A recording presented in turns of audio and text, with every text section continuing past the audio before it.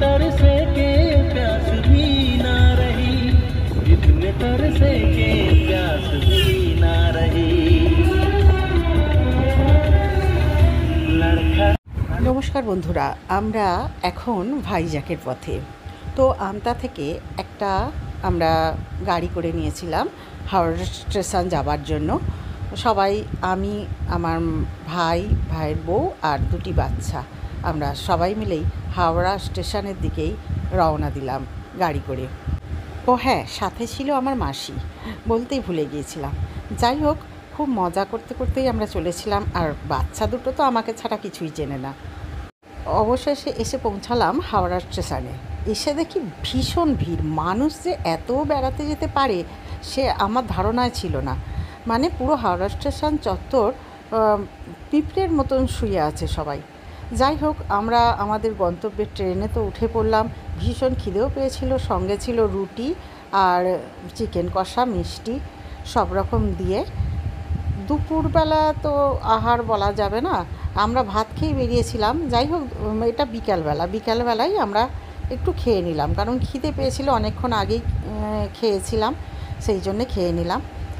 এবার সারাক্ষণই ট্রেনে নানা রকম গল্প, আড্ডা আর খুশি, আনন্দ, হই হই সব রকম মিলে ট্রেনে করে সারা রাত ধরে অবশেষে এসে পৌঁছালাম বিশাখাপত্তনম স্টেশনে। এখন ভোর 4:20 আমরা এসে পৌঁছেছি বিশাখাপত্তনম। এরপর আমরা এখান থেকে বাস ধরবো এবং বাস ধরে সেখানে গিয়ে পৌঁছাবো ভাইজ্যাকে। তো দাঁত ফাত মেজে নিই, চলুন তারপর একটু চা ফা খাওয়া হবে।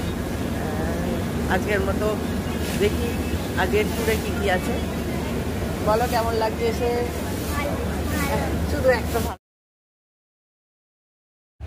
এই শহরটি বেশ বড় আর লোকের সমাগম। তো যাই হোক, আমরা তো স্টেশন থেকে বেরিয়েই বাস নিয়েছিলাম। দুটি বাস ছিল, আমরা মোট 75 জন ছিলাম, বিরাট বড় একটা টিম। এসি বাস করা হয়েছিল, সেই এসি বাসেই আমরা সমস্ত গন্তব্য ঘুরে দেখব। যাই হোক, আজকে প্রথম গন্তব্য আমরা জানি না এখনও পর্যন্ত। আমরা এখন যাব আমাদের হোটেলে গিয়েই উপস্থিত হব। দেখুন সমুদ্রের ধার ধরে কি সুন্দর যাচ্ছে। যাই হোক, হোটেলে গিয়ে আমরা ফ্রেশ হয়ে বেরিয়ে পড়লাম। আমাদের প্রথম গন্তব্য হচ্ছে রামোজি ফিল্ম সিটি, সেখানটায় আমরা যাচ্ছি। এটি পাহাড়ের উপরে অবস্থিত, আর বেশ পাহাড়ের ঢাল বেয়ে আমাদের বাস উঠে যেতে লাগলো। জায়গাটি খুবই সুন্দর এবং এখান থেকে সমুদ্রের এক অপরূপ সৌন্দর্য চোখে পড়ছে। দেখুন, এত সুন্দর, এত মনোমুগ্ধকর যে ভাষায় বলা যাবে না। যাই হোক, এখানে বেশ কিছুক্ষণ আমরা ঘুরলাম, ছবি তুললাম সবাই, প্রত্যেকে। এবং এই যে দেখুন, এই যে রাস্তা দিয়ে এইভাবে ঘুরে ঘুরে বাসটি উঠেছিল। দুটি বাসই পিছন পিছন আমাদের উঠেছিল। এবং এখানে বেশি হচ্ছে বৌদ্ধ মূর্তি। এত বড় জায়গা, আর এখানে তামিল সিনেমার শুটিং হয়, এখনও হয়, আর অন্যান্য সিনেমারও শুটিং হয়। যাই হোক, আমরা জায়গাটি বেশ সুন্দর লাগলো। পাহাড়ি ফুল কি অপূর্ব না, সুন্দর দেখতে। এত সুন্দর ফুলগুলো ফুটেছিল চারদিকে, দারুণ দেখতে লাগছিল। দেখুন, দূর থেকে সমুদ্র, জঙ্গল এবং পাহাড়ের উপরে এত সুন্দর মানে প্রকৃতির সৃষ্টি যে ভাবাই যায় না। সত্যি কথা বলতে কি, একা কোথাও সেইভাবে যাওয়া হয় না। এবারে আমি একাই এসেছিলাম, মানে আমার ছেলে বা হাজব্যান্ড কেউ আসেনি। যাই হোক, ভাইজ্যাক শুনে তো আমার প্রথমটা খুবই ভালো লেগেছিল। আর সত্যি এসে দেখলাম যে এই রকম প্রকৃতি আর এই আবহাওয়া পাওয়া খুব মুশকিল। এখানে শীতও নয় আবার গরমও নয়, মানে নাতিশীত উষ্ণ অঞ্চল। আর এই জায়গাটা খুবই অপূর্ব। এই যে আমার মাসিও খুব আনন্দ করেছে এখানে। আর এই ছবি আমরা সবাই মিলে এখানে গিয়ে দেখলাম যে আমাদের আমতা থেকে অনেকেই এখানে উপস্থিত হয়েছে আমাদেরই পাশে, কারণ ৭৫ তো মুখের কথা নয়, তাই অনেক মানে পরিচিত লোকেদের সঙ্গেও দেখা হয়ে গেল এবং ভালো লাগলো। যাই হোক, এইভাবেই বেশ কিছুক্ষণ কাটার পর আমরা উপর থেকে নেমে পড়তে লাগলাম। এবার আমাদের গন্তব্য সি বিচ। আমরা সমুদ্রের ধারে যাব, বেশ কিছুক্ষণ কাটাবো, কারণ আজকেই তো এসেছি, আজকেই এতটা ধকল হয়তো সহ্য হবে না, সেই জন্যে আজকে শুধু দেখো আমরা বঙ্গোপসাগরে সাঁতার কাটছি। সমুদ্রে সাঁতার কাটা যায় না, কিন্তু আমরা সাঁতার কাটতে পারি, আমরা ডুবসাগরও দিতে পারি। অনেক দিন পর এরকম একসাথে বসে একত্রে খাওয়া দাওয়া করছি।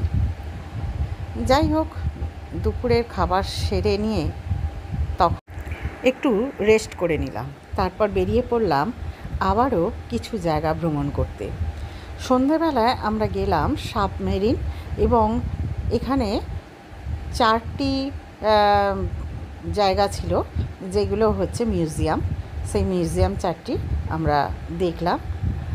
চারদিকে সাবমেরিনের ভীষণভাবে লাইন পড়েছিল। আমরা যে যার মতো করে টিকিট কেটে আস্তে আস্তে গিয়ে দেখলাম যে ডুবোজাহাজের ভেতরে কত সুন্দর সব কিছু থাকে, সমস্ত মেশিন, কিভাবে জাহাজ চালানো হয়, সব কিছুই আমরা দেখলাম। কিভাবে এরা থাকতো, খেত। দেখুন কি সুন্দর পুতুলের সাহায্যে বুঝিয়ে দিয়েছে যে ডুবোজাহাজ কিভাবে চালাতে হয়, বা কিভাবে এরা এই ডুবোজাহাজের মধ্যেই বসবাস করে। এত সুন্দর নিখুঁত তৈরি এই যে ভাবাই যায় না। এটা দেখার পর আমরা চলে গেলাম একটা হেলিকপ্টারের এতে, মানে মিউজিয়াম। সেখানে হেলিকপ্টারের ভিতরে কী কী থাকে চলুন আমরা গিয়ে দেখি। দেখুন, হেলিকপ্টার ভাইজ্যাক লেখা আছে। এত সুন্দর কারুকার্য করেছে, হাতে তৈরি, মানে কেউ বলবে না, মনে হবে যেন সবই সত্যি। এইভাবেই ভিতরটা আমরা দেখলাম। এবার আমরা দেখবো একটি বিমানের ভিতরে কী থাকতে পারে, সেটা আমরা দেখুন, চলুন গিয়ে দেখি।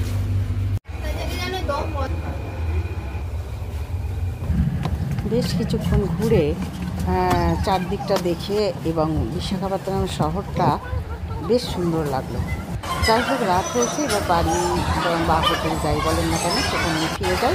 আর এখানে আহার করে নিলাম। এখানে গুড মর্নিং বন্ধুরা, আমরা এখন সকাল সকাল উঠে আর দাঁত মুখ মেজে রেডি হয়ে গেছি আজকের গন্তব্যের জন্যে। আজকে ভাইজ্যাকে আমাদের 2 দিন। আজকে আমরা যাব কৈলাসগিরি পাহাড় এবং আরও তার চারপাশের নানান যে জায়গাগুলো আছে সেগুলো। তো চলুন আজকের দিন কিভাবে শুরু হয় সেটাই দেখা যাক। টাটা। সকালবেলা নানপুরি আর ঘুগনি খেয়ে আমরা বেরিয়ে পড়লাম সীমাচলম টেম্পলের দিকে। যেতে যেতে এই মন্দিরটি বেশ সুন্দর লাগলো, বেশ অসাধারণ। এখানে দেখলাম নারকেল দিয়েই সবাই পুজো দেয়। যাই হোক, এটিও পাহাড়ের গা বেয়ে উঠতে হয় এই মন্দিরে। আমরা প্রত্যেকেই বাস নিয়ে নিলাম, বাসে করেই যাচ্ছিলাম। তারপরে এইখানে আর বাসগুলো, বড় বাসগুলো উঠলো না, তাই ছোট বাস নিয়ে নিলাম। এখানে এসেই উপস্থিত হলাম। এই যে মন্দিরের চূড়া দেখা যাচ্ছে। এখন চলে এসেছি হিমাচল টেম্পল। এখানে ভিতরে ঢুকতে দেয় না ক্যামেরা নিয়ে, তাই আমরা বাইরের মন্দিরের গেটটা দেখাচ্ছি। দেখুন, ওই যে বাইরের মন্দিরের গেট। অপূর্ব সুন্দর কারুকার্য আর অপূর্ব সুন্দর পাথরকে কেটে কেটে তৈরি করেছে এই মন্দির। খুবই সুন্দর। পুজো দেওয়া হয়ে গেছে কমপ্লিট। চলুন আমরা পরের গন্তব্যের দিকে এগোই। এটি আমাদের ভাইজ্যাকের হোটেল। আমরা দুপুরের ভাত খেয়ে নিলাম। এসে দুপুরের ভাত খেয়ে নিয়ে আবার আমরা বের হলাম, কারণ প্রচণ্ড খিদে পেয়েছিল। আর বেশ দূরে দূরে এক একটা গন্তব্য এবং অনেকটা করেই যেতে হয়। এইবার আমরা কৈলাসগিরি পাহাড়ের উদ্দেশ্যে রওনা দিচ্ছি। দুপুর দুপুর করে আমরা কৈলাসগিরি পাহাড়ের দিকে রওনা দিলাম। বেশ অনেকটা পথ, এবং সত্যি এখানে সবথেকে বড় ভালো জিনিস যে একটু কোথাও নোংরা নেই। এত সুন্দর স্বচ্ছ জায়গা যে সত্যি খুব মনোমুগ্ধকর। আর প্রত্যেকে যে যার নিয়ম মেনে চলছে, বাস ট্রেন মানে কোনো যে যার সিগনালে সে তার কাজ ঠিক করছে। এসে পৌঁছালাম কৈলাসগিরি। বাবা মহাদেব ও মা পার্বতীর একটা শান্ত শিষ্ট নিরিবিলি গন্তব্যস্থান, যেখানে ওনারা বিরাজ করছেন। সত্যি খুব অপূর্ব। শ্বেত পাথরের তৈরি এই বিগ্রহ দূর থেকে এক অভাবনীয় সৌন্দর্য বয়ে নিয়ে আসছে, আর কাছে যাবার পর তো চোখ ফেরানোই যাচ্ছে না। সত্যি প্রকৃতির কি অপূর্ব সৃষ্টি। কৈলাসগিরি থেকে নীল সমুদ্রকে এত অপূর্ব লাগছে যে শুধু চোখের শান্তি নয়, মনের শান্তি নয়, সমস্ত শরীর জুড়ে যেন একটা শান্ত তৃপ্ততা। যাই হোক, এইখান থেকেও খুব সুন্দর লাগছিল সমুদ্র, এবং মাঝে ছিল জঙ্গল। আমরা চারদিকটা ঘুরলাম, বেশ মজা লাগলো। এবং এখানে কৃত্রিমভাবে তৈরি হয়েছে নানা রকমের জলের ফোয়ারা, সেইগুলো দেখলাম, ছবি তোলা হলো। কিন্তু আমাদের ভীষণভাবেই দুর্ভাগ্য যে এমন সময় আমরা এসেছি, সন্ধে প্রায় হতে চলেছে, সন্ধেই লাস্টে।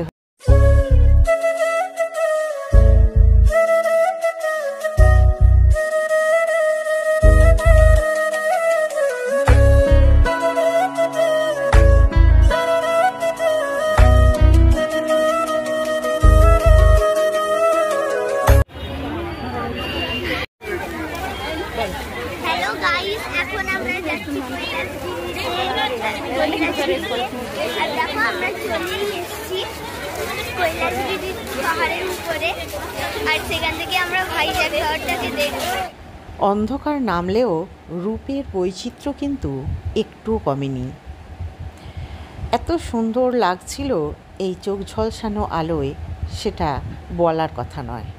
আর হ্যাঁ, বলতে ভুলে গেছি, এতক্ষণ ব্লগে যে কথা বলছিল আমার ভাইজি মিঠি। মিঠি নামটা যেমন মিষ্টি আর দেখতেও তেমন মিষ্টি। ওর ইচ্ছা গেল ব্লগে কথা বলবে, তাই আপনাদের সঙ্গে ওর একটু পরিচয় করিয়ে দিলাম। যাই হোক, ওখান থেকে নেমে আমরা সোজা চলে এলাম আবারও সমুদ্রের পাড়ে। নীল জলরাশি সবসময় আমাকে ভীষণ টানে, তাই মাঝে মাঝেই দীঘার সমুদ্রে চলে যাই। কিন্তু এখানকার সমুদ্র আরও সুন্দর, কোনো নোংরা নেই, কোনো কিছু নেই, স্বচ্ছ জল, আর সমুদ্রের পাশে সুন্দর করে বসেছে নানা রকমের বেশ কিছুক্ষণ ঘোরার পর আমরা আবার হোটেলে ফিরে এলাম আর রাতের খাবারটা সেরে নিলাম। তো আজকের মতো গুড নাইট।